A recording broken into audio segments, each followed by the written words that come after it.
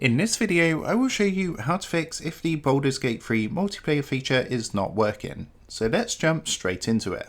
So there's a couple of things I'm going to go through with you to resolve this issue, and the first thing you want to make sure is that you have got a strong, stable internet connection. What you can do is come across to a website like speedtest.net and just check out your internet connection. Make sure you have got a fast, stable connection, and that of course is no problems. So what you want to do is come across to this website and run a quick speed test, because of course the speed of your internet connection can cause lagging issues and affect the multiplayer experience. So next, what I would recommend doing is check in on Steam that you do have the latest version of Baldur's Gate running, and you also want to make sure that the people you're playing with do have the most up-to-date version of Baldur's Gate 3. The latest version will of course fix any bugs or problems with lagging. So what you can also do to make sure you've got the most up-to-date version is come to your library and right click onto the game. I don't have Baldur's Gate on here, but what you want to do is right click onto the game, go into the properties of the Baldur's Gate game, and you'll see an option for updates. So you want to click onto that and make sure you've got the most up-to-date version of Baldur's Gate installed. So next, what I would recommend doing is actually disabling some mods. If you've got a lot of mods running for Baldur's Gate, that can actually interfere with the co-op experience and cause issues with lagging for multiplayer.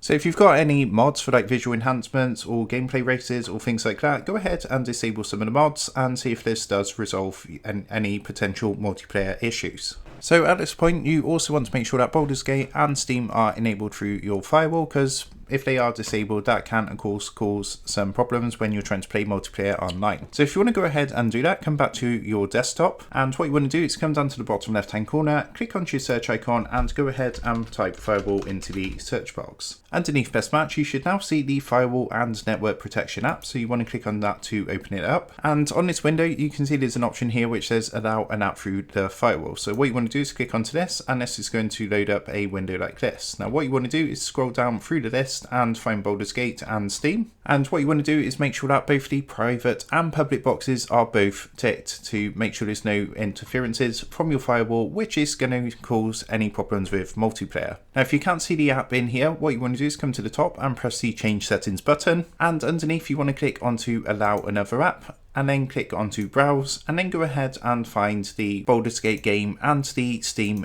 app in your file explorer, and then go ahead and add that to your firewall. So the final thing I would recommend is if you've tried all this and you're still experiencing problems, then what you're going to want to do is I would recommend resetting your network hardware. So what you want to do is unplug it for about 30 seconds to 1 minute, plug it back in and turn your internet back on and see if that resolves the issues. If you're still having problems, it could just be that the servers for Baldur's Gate 3 are currently experiencing problems. So it could just be a bit of a waiting game, and what you're going to want to do is keep trying to see if you're able to play multiplayer. So that's how to go ahead and fix any multiplayer issues with Baldur's Gate 3. I hope this quick tutorial did help you out today, and if it did, I would really appreciate it if you was to consider dropping down below the video, leaving a like and also subscribing to the channel. With that being said, I just want to take a minute to thank you guys for watching this quick tutorial, and I will see you in the next video.